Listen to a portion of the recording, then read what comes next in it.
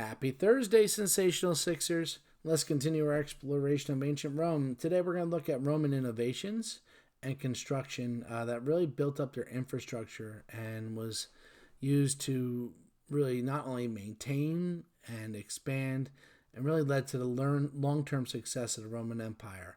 We're going to look at a number of innovations, and as you recall in our discussion, innovation is a new solution to an old problem that often involves technology and inventing some new technology or tools that people use to get jobs done.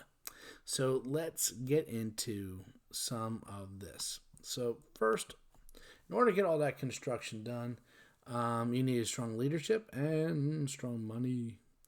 And that led, a lot of this was founded by the first and arguably the greatest of the Roman Empire emperors, and that's Augustus Caesar. And Augustus knew that if this empire was going to exist long after him, even though he was emperor for over 40 years, if this is going to be something that lasted for hundreds of years, it would need to have a strong backbone. It would need to have a strong skeleton. It would need to have something within it that held everything together. And to him, that was two things. One, bureaucracy, having a strong government throughout the empire to run things. And two, a strong infrastructure, strong bridges, roads, being able to carry water, being able to carry food, all those things. Now, we talked about the Roman roads quite a bit. So I'm not going to get really too much into that or the bridges. But what I do want to get into is a number of things that he used to keep the empire running smoothly. And part of that was, getting money to pay for all these things and having a bureaucracy to be able to put in place not only ordering and building these projects, but collecting the money to do it. And, money that government gets from its people and that then spends on the nation and its people is taxes. Now, the Romans didn't invent taxes, but they definitely made the most expensive tax system that was in place in the ancient world. And how are they so good at collecting taxes? Well, they were good at counting people. They really put in place one of the best censuses that the world had ever seen up until that point. A census is going on right now. The U.S. does it every 10 years to count how many people live. It's how we determine population, how our government spends money.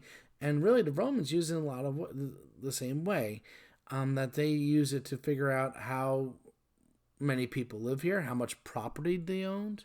And then they would use those numbers to figure out, all right, you live here, you own this land, you have this many slaves, you have this much treasure and gold, and therefore you have to pay this amount each year based off of how many people there are and how much property you own. This tax system was called tributum, which sounds like tribute. And if you recall talking about like Mesopotamian societies, when you were a conqueror, you often charged tribute or a tax to those who you conquered as a way of saying, hey, you pay me this so I don't mess with you. So that word tribute also has a Latin root. And with all this money, thanks to the census and the taxes, they were able to build some amazing building projects. Let's take a look at them. The first, really the foundational innovation is concrete.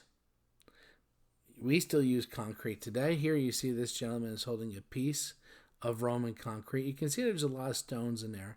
And concrete is made by mixing limestone, sand, gravel. One of the most important things that the Romans used was pumice or volcanic ash. Using volcanic rock and ash is really one of the reasons why Roman construction of domes, of anything that they built with cement and concrete is still lasting today. You look at a lot of stuff like, sidewalks today built out of concrete and cement break down after, a few years. These things were built 2,000 years ago and they're still standing and in great condition. That's because they were so good at making concrete. So this innovation, concrete, is really, instead of just using stone for building everything, remember, stone is limited. Stone is, you have to bring from a quarry out to a place, whereas concrete can be mixed right where you're building. So it's something that can be produced right there. And it's just as strong and as sturdy as stone and as lasting as stone. But it's something that can be produced on site of construction. Using concrete, they were able to create the first domed buildings. A dome is a rounded roof. Here we see the Pantheon, which is probably one of the most famous structures in ancient Rome. It was used to house a temple to the ancient gods. Then it was used as a Christian church for a while. Then it was used as a tomb.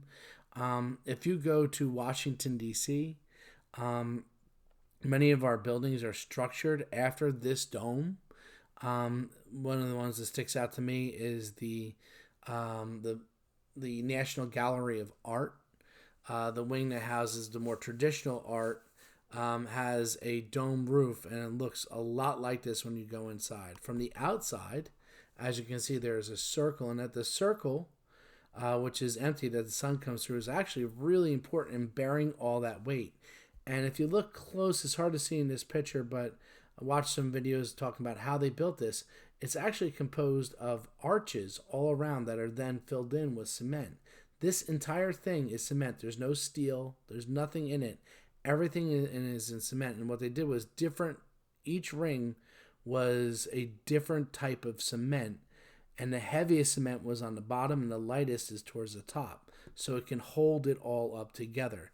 That arch mixed in with that construction is really what makes the difference here. If you don't mind, I'm going to just move my screen here so you can see my writing a little bit better. The dome on the inside, just to get a view of this, this reminds me a lot of the inside. This part of the roof reminds me a lot of the art gallery in DC, but this area right here reminds me especially of the inside of another dome in Washington, D.C., the Rotunda, which is styled after St.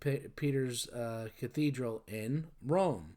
A lot of the construction in Washington, D.C. is modeled after things in Rome because we modeled so much of our government and our deals off of the Romans. They're kind of like, our inspiration. Here you see another Roman innovation, the arch. An